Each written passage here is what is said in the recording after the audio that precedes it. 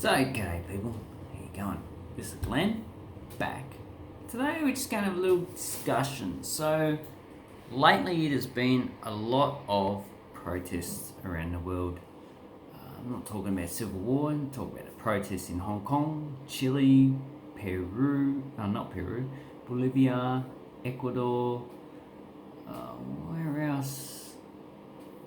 They're the major hot pots of protests, but there's been other protests as well, and we're just going to discuss whether Australia will have that type of protest here, anywhere. So at the moment in New South Wales and Queensland, we're actually dealing with major bushfires and drought, and they're major disincentives for people to actually go out and protest, because they generally have to go and protect their own lives, and also they're preoccupied with other things. So protests over those areas at the moment will not be. In the future, maybe. But we're not talking about the protests where they go on the street, protest, where we had those all the time. There's currently the protests in Queensland against the Adani mine, where they quite frequently disrupt I think it's the Abbots Point train. They quite often disrupt that.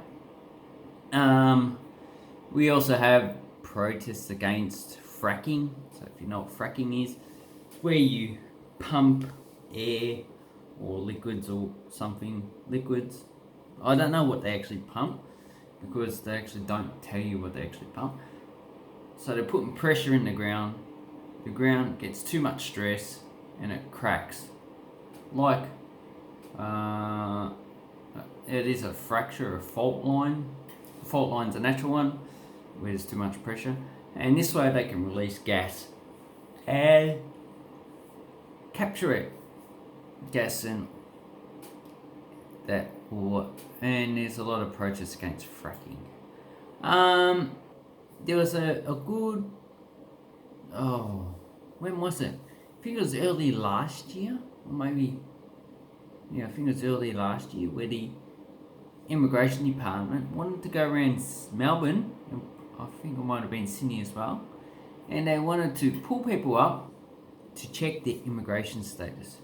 So essentially they would have probably not pulled me up because I had an Australian accent, probably pulled anyone who was not white skinned, so Asians, Africans, not Aboriginals because I know they're Australian citizens, anyone with a foreign accent, so an American or British or a Kiwi accent or whatever, it doesn't matter who they're going to pull up, as long as they didn't have an Australian accent or they weren't white.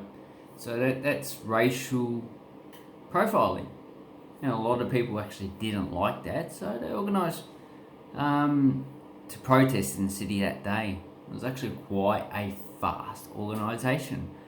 And people started to gather, and then they actually had to call it off, the Immigration Department, because it was going to be too much of a problem. They were not going to be able to do their job, so they wouldn't have been able to ask people about their legal status, because the protesters would have disrupted that. And there would have been more protesters than immigration officials and police, so it was a lot safer just to call it off. And a lot of those people, if they were actually pulled up, could have probably sued them for probably racism, racial profiling, something like that. So it wasn't a good policy. But will we have violent protests where people get Molotov cocktails and just throw the fuckers at the police? Oh yes. Lots of violence, lots of damage, lots of fucking smashings. The only recent one I've actually come across that's been a bit violent is the Riots, and I believe that was people with Arabic background. They were reacting to something. I think it might have been racial profiling as well.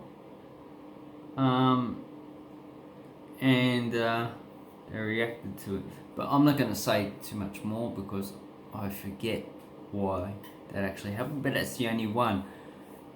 But Australians, for the most part, we have a saying. It's called, she'll be right, it'll be right, it'll be right, she'll be right. And that means everything will be okay. It doesn't matter because the future is going to look after itself. And it will be, the government will look after you. So she'll be right. Everything will be alright. We don't need to protest because it will sort itself out and everything will be fine. Well, that's open to debate in the future because, well, climate change, whether you believe it or not, is not important because scientifically it's a fact.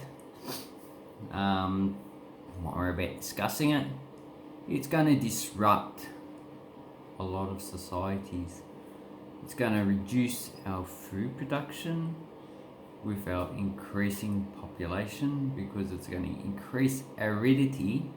People will be saying, oh yeah, carbon's good for plants. Yeah, it's good for plants, but when those plants don't have water, the carbon's just going to be totally useless. Yay for agriculture! Woo!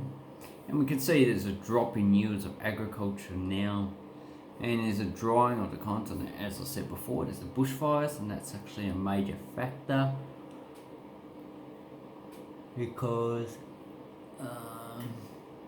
the evaporation of the forest has actually increased. And if you're interested, I can give you some peer-reviewed papers. You're probably going, peer-reviewed papers? Ooh, that's a conspiracy from scientists all around the world to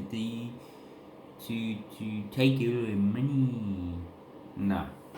If you believe that, then I'm afraid I can't help you because you're already gone. So, will protests of a violent type actually take place in Australia? Well, at this point, no, because Australians are too content. We're pretty much peaceful. We live in a society that's what they call a trusting society, so it relies on trust. There's a high degree of trust, and that's why a lot of Australians actually get taken in by frauds because we trust too much. We even trust foreigners too much. Me myself, I've developed I do trust Australians to a degree, but people from overseas I'm pretty distrusting, especially those from Africa. Not that they're bad people, it's just that their societies run in a different way. All the Africans I've actually met that actually live here have actually been quite good, and because they live here and they've changed their culture a bit, I trust them quite a bit. But if that offended you, then fuck off. Sorry, I just had to put in because I really don't care if you're offended. Oh, what else? So yeah, protesting. I don't think protests will take off like that, as violent as they have been. And especially in Hong Kong, they're actually getting pretty violent now. Chile, they've actually been violent, and so has Bolivia. Ecuador, they've stopped for a while, but they might start up. But if things change to the worse and people start to think that their livelihood is threatened by a government, then they will get out and protest peacefully. But if the government decides they want to crack down on it, then things could actually get violent. But at the moment, I don't see that happening. Australians are pretty peaceful, and we don't really like violence. So, if you're wondering if we're going to have violent protests, then that's basically the answer that we have for now. And if you are planning on having a violent protest, just don't.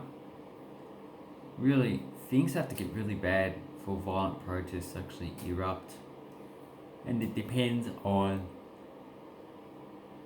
the society and the government, how violent the government repression is, and how much the people are willing to push back.